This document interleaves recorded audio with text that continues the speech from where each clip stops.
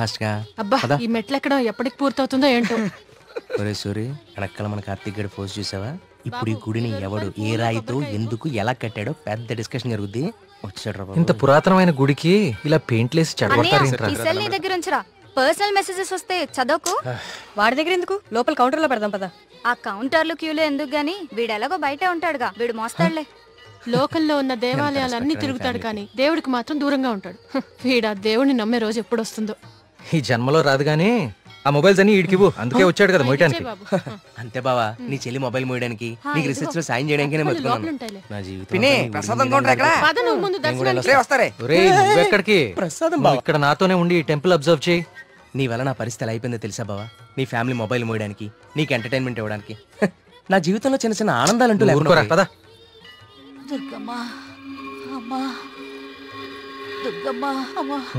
చూసావా, మన గుళ్ళలో దర్శనాలే కాదు ప్రదక్షిణాలకు కూడా స్పెషల్, ఆర్డినరీ 2 టైపులు ఉంటాయి. ఇలాంటి భక్తుల్ని ఎవ్వరూ మార్చలేరు.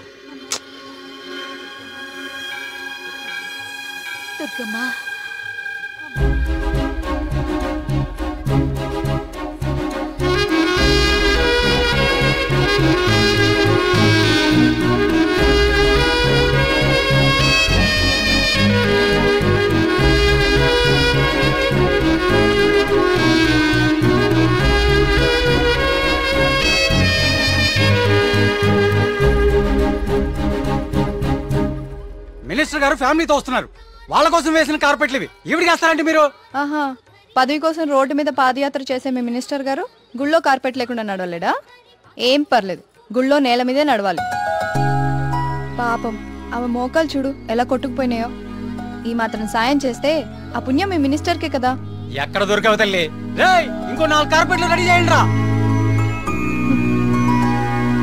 కార్తీక్, మా దర్శనం అయిపోయింది, ఇంక రండి ఇద్దరు. ఇంకా పదా.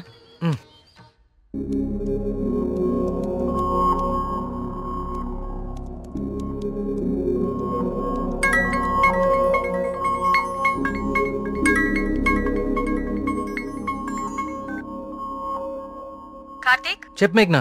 నేను మా హాస్టల్ అర్జెంట్ గా ఖాళీ చేస్తున్నా, వేరే హాస్టల్కి షిఫ్ట్ అవ్వాలి.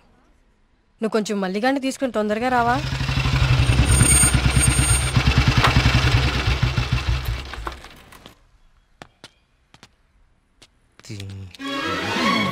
ఇంకొకసారి హాస్టల్ చుట్టుపక్కల కనిపిస్తే చంపేస్తా. ఇది నా టైం, ఇప్పుడు చెప్తా. బావా, మేఘని హాస్టల్ ఖాళీ చేయడం పక్కా కదా? కన్ఫర్మ్, ఇందులో ఎలాంటి డౌట్ లేదు కదా? అయితే ఈ హాస్టల్ మీద నాకు ఒక పాత పగోడు బాకీ ఉండిపోయింది. With your permission proceed.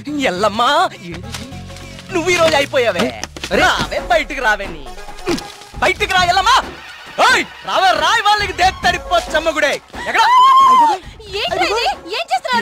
ఏదో నీ అమ్మ బాబు డబ్బులతో కట్టి లేకపోతావంటే ఇదంతా ఈ ఆడపిల్లల సొమ్ములతోనే కదా కొన్నావు. అవునే, అసలు ఈ లేడీస్ హాస్టల్ ముందు నీకు పని అంటే? లేడీస్ హాస్టల్ ముందు లేడీ వార్డెన్ కాక ఇంకెవరుంటారు? లేడీ అని చెప్పి నాకు కేడిగడవడా? అరే ఏంట్రా హాస్టల్ ముందు సిగరెట్ కాలుస్తున్నావు? నిన్ను కాలుస్తా. రేయ్, నీ ఫ్రెండ్ ఏదో హాస్టల్ ఖాళీ చేసి వెళ్ళిపోతుందని తెగ రెచ్చిపోతున్నావు కదూ. ఏదో ఒక రోజు నువ్వు నా కంట పడకపోవు, నీ సంగతి నేను తేల్చకపోను. ఇదే పని నేను చెప్తే చేదే. ఇదే దీని వాటం. ఏమైంది మా హాస్టల్కి? సడన్ గా ఒక సుడిగాలు వచ్చిపోయింది. నీకేమైందిరా అలా ఉన్నావు? నువ్వు బాగున్నావా? నీ వార్డెన్ చాలా ఫాస్ట్ అనుకుంటా. నువ్వు వెకేట్ చేసే ముందే ఇంకెవరికో ఇచ్చేసినట్టుంది. అది ఒకరు సరిపోయే రూమ్ లో 6 కుక్కే సెట్ టైపు. నువ్వు ఆగరా, అదేం కాదు, మా రూమ్ కు కొత్త అమ్మాయి వస్తుంది అంతే. అవునేంటి సడన్ గా హాస్టల్ చేంజ్? ఫిలిం ఆఫీసులన్నీ బంజారాహిల్స్, జూబ్లీ హిల్స్ లో ఉన్నాయి. రోజు వెళ్ళి రావాలంటే చచ్చిపోతున్నా. సో అందుకే దగ్గరలో ఒకటి చూసేసుకున్నా. మీ సినిమాలు ఎక్కడుంటే నువ్వు అక్కడికి వెళ్ళిపోలేంటి?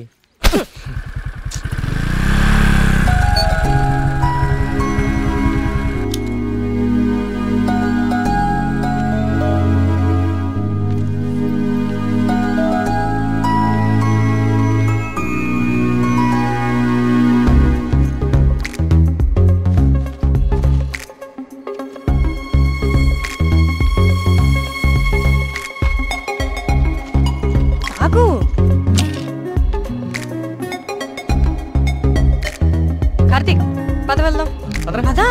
అసలు నీకు బుద్ధుందా? ప్రొడ్యూసర్ ఆఫీసులు దూరంగా ఉన్నాయని నీ అడ్రస్ మార్చుకుంటావా? అసలు ఇంతకన్నా బెటర్ హాస్టల్ హైదరాబాద్ లో ఉందా చెప్పరా? ఏం చూస్తున్నావు అలాగా? లగేజ్ తీసుకుని లోపలికి వెళ్ళు. ఏమైంది కార్తీక్ నీకు? నేను చెప్పేది విను కదా. ఇక్కడ ఉంటే రోజు ఇంటికొచ్చి అమ్మా చెల్లిని కలవచ్చు. ఎక్కడో దూరంగా ఉంటే అది కుదురుతుందా? నాకు దూరం అవుతుంది. అవసరమైతే రోజు ఇక్కడికి వచ్చి నేను ప్రొడ్యూసర్ ఆఫీసులకి తీసుకెళ్తాను. ఓకేనా? అదేంటి బావా? బావా నువ్వు అమ్మాయి తర్వాత చూడొచ్చు బావా. మన మేఘన కూడా వెళ్ళిపోయింది. ఇప్పుడు నా పరిస్థితి ఏంటి బావా? వాటికి తెలిస్తే నన్ను పిసికేస్తుంది బావా. ఇలాంటి అమ్మాయి కోసం చచ్చిపోవచ్చురా. ఎవరు నేనా? హలో మ్యామ్, బాగున్నారా? బావా బావా బా మీ హాస్టల్ చాలా బాగుంటుందండి. ఇక్కడ మీరందరూ చాలా బాగా చూసుకుంటారు. యూనో మిమ్మల్ని చూస్తుంటే సాక్షాత్ కస్తూరిబా గారిని చూస్తున్నట్టుంటుంది. లేడీస్ ముందు సిగరెట్ తాకూడదు కదా. ఓకే, మా మేఘన ఇక్కడ ఉండొచ్చు కదా? ఉండొచ్చు. Thank you. మేఘన ఇక్కడ ఉండొచ్చు బావా. హలో, yes నెలకి 20,000. మా బావ ఇచ్చేస్తాడు. బావ ఇచ్చేస్తావు ఇచ్చేయ్. బావా. ఇది నా కళ్ళు కిడ్నీ అమ్మేస్తుంది బావా. వచ్చేసా కొట్టనా దెబ్బడు కొట్టనే. అందరు కులాసైనా? నాకు ఈతల పోటీలు అంటే భలే సరదా. ఈ కుర్రాడు వయసులో ఉన్నప్పుడు మున్సిపు గారి జొన్న తోటలో 2 పొత్తులు కాల్చేసి తినేస్తంటే వాళ్ళకి ఆ ప్రవాడు ఎంటపడేవాడు. అడిగి దొరికేస్తామేంటి మనం? పక్కనేమన్నా పిల్లకాలలో దూకేసి ఒకటే ఈత. భలే సరదాగా ఉండేది. స్నానాలు పేరు చెప్పి సాయంత్రాలు కుర్రాళ్ళందరూ షెడ్యూల్ వేసుకుని నాయుడు గారి చెరువులో దూకి 2 చేపలు అట్టుకెళ్ళిపోతే సాయంత్రానికి పులిసి అదిరిపోయేది. నాకే మూకుడు కూడా మిగిలింది కాదు. సార్ అవన్నీ ఇక్కడ మాట్లాడకూడదండి. అయ్యి బాబా మా పియ్య ఇవన్నీ మాట్లాడకూడదు అంటున్నాడయ్యా. కానీ ఇవన్నీ తప్పులేదండి. చిన్ననాటి జ్ఞాపకాలు, తీపి గుర్తులు. ఈత ఇలాంటి దగులుబాజీ పనులకే పనికొస్తున్నాను నిన్నాళ్ళును. కానీ ఈ కుర్రాన్ని ఆ తట్టుకొచ్చిన కప్పు చూసిన తర్వాత ఈతలో ఇంత విషయం ఉందని అర్థమైంది. రావయ్యా శ్రీనివాస్ రా. సార్ వర్మగారు రండి రండి. సార్ ఇదిగో బాగా ఇదాలి మరి. బాగా ఇది ఓకే. Thank you sir. సరే మరి అయితే 5 ఏళ్ళ దొరుకుతాను మీ అందరినీ. ఓకేనా?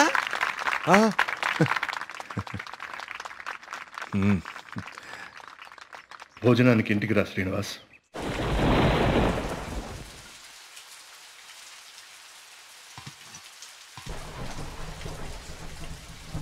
ఏంటయ్య గారు? ఈ శ్రీనివాస్ వస్తా అన్నాడు. వస్తానులేండి, మీరు కూర్చొని తింటూ ఉండండి. సరే కానీ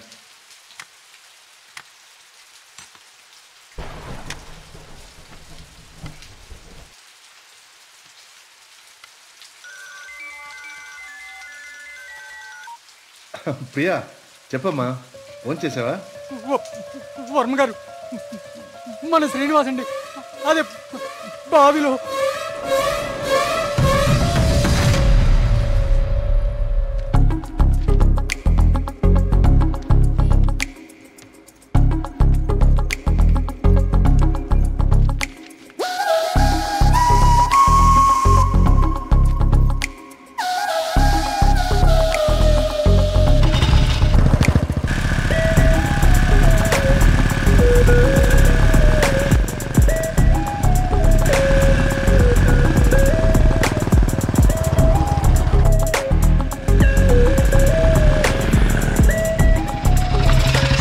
సార్ లోపల ఎగ్జామ్ జరుగుతుంది. Only for students allowed.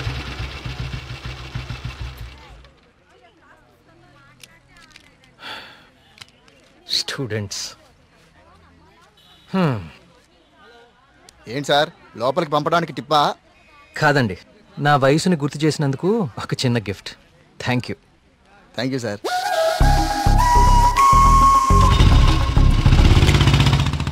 నమస్కారం అండి వర్మ గారు. పూజారి గారు రండి కూర్చోండి. పర్లేదండి, మన ఆలయంలో నిర్విఘ్నంగా తిరిగి కలశం ప్రతిష్ఠించాం స్వామి. దాని గురించి ప్రత్యేక పూజలు నిర్వర్తించాం కదా. శివానంద తీర్థులు గారు ఈ ప్రసాదం మీకు అందజేయమన్నారు. ఓం సుబ్రహ్మణ్య స్వామి. కుమార్ అయ్యగారు, ఈ ప్రసాదం హైదరాబాద్ లో అమ్మాయి గారికి చేరేటట్టు చూడు. అలాగయ్యా. హైదరాబాదా? నేను అటే వెళ్తున్నాను స్వామి. అమ్మాయి గారికి ప్రసాదం నేనే స్వయంగా ఇచ్చేస్తాను. మీకెందుకండి పూజారి గారు శ్రమ? ఇది శ్రమే ఉంది స్వామి. నేను వెళ్తున్నానుగా, ఇచ్చేస్తాను. ఉంటానండి.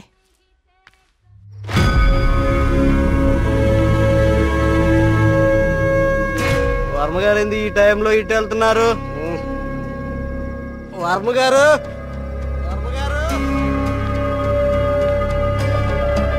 వర్మగారు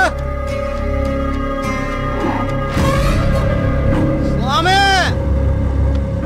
పక్కూర్లో తాగా, ఈ ఊర్లో తాగలేదు, మన ఊర్లో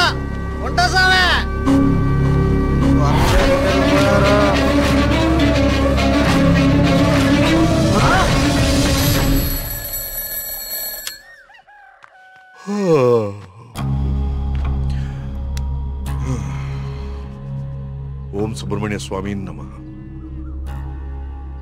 అయ్యా మిమ్మల్ని కలవడానికి ఇన్స్పెక్టర్ గారు వచ్చారు. వస్తున్నానని చెప్పు.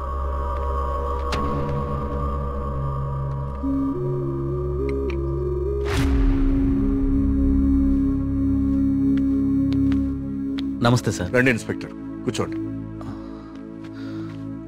అది రాజయ్య చనిపోయాడు. అయ్యో, నిన్న సాయంత్రం కూడా కలిశానే. నిన్న రాత్రి పక్క ఊర్లో తాగి మన ఊర్లోకి రాగానే ఆత్మహత్య చేసుకున్నాడు. దీంతో ఇప్పటి వరకు 5 ఆత్మహత్యలు. వీళ్లలో ఎవరికి చచ్చిపోయేంత సమస్యలు లేవు. చనిపోయే ఒక్క క్షణం ముందు కూడా ఆనందంగా గడిపిన వాళ్లే. ఈ 5 కేసుల్లోనూ మనకు దొరికిన ఆధారాలు 2. ఒకటి పిచ్చిరాతలు రాసి ఉన్న కాగితాలు, 2 నెమలి. ఈ 5గురు చనిపోయే కొన్ని నిమిషాల ముందే ఒక భయంకరమైన నెమలిని చూశారు. వాళ్ల పక్కనున్న వాళ్ళు భయపడ్డారు. వీళ్ళు సంతోషంగా చనిపోయారా? మీకెలా తెలుసు? మీకెలా తెలుసో నాకు అలాగే తెలుసు.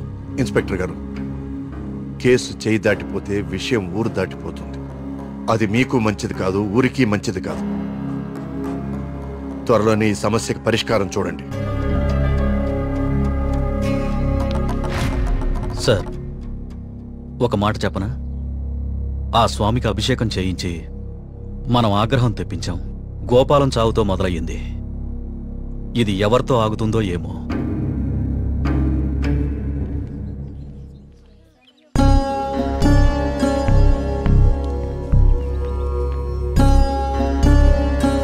ఓం గం గణపతయే నమః. బాబు, కస్తూర్బాయి ఉమెన్స్ హాస్టల్ ఇదేనండి. ప్రియమ్మ గారిని పిలవా? అలాగే అండి, మీరు ఇక్కడే ఉండండి, అలాగే. నేను వెళ్ళి పిలుచుకొస్తాను. అలాగే అమ్మా. విఘ్నేశ్వర,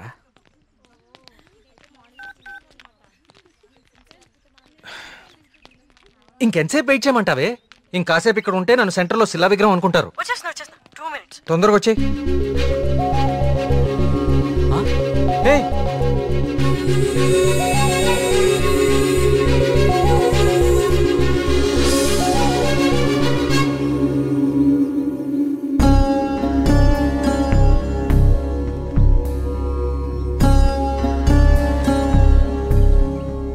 ఓం సర్వనభవాయ నమః.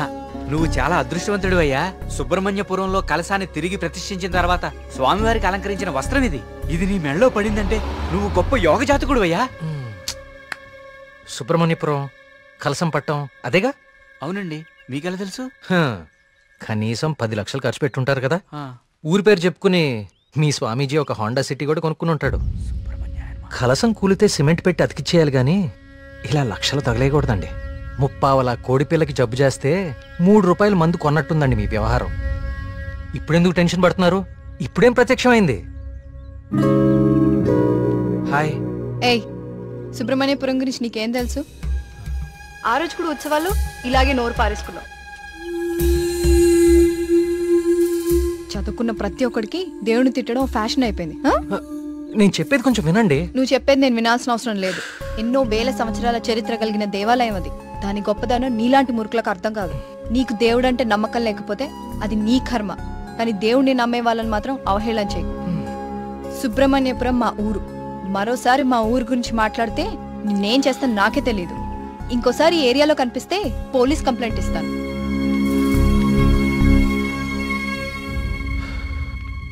వాచ్ ఏంట్రా ఆగిపోయింది? కాఫీ. టైం బాగోపోతే అంతేరా, తిరగదు. Thank you.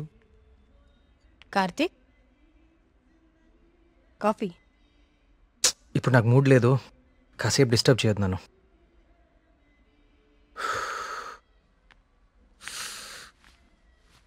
ఏమైంది సార్ సీరియస్గా ఉన్నారు? వాడితో ఒక అమ్మాయి 1 సైడ్ గొడవ పెట్టుకుంది. 1 సైడ్ గొడవ ఏంట్రా? అసెంబ్లీలో అధికార పక్షంలాగా మన వాడికి మాట్లాడే ఛాన్స్ కూడా ఇవ్వలేదట.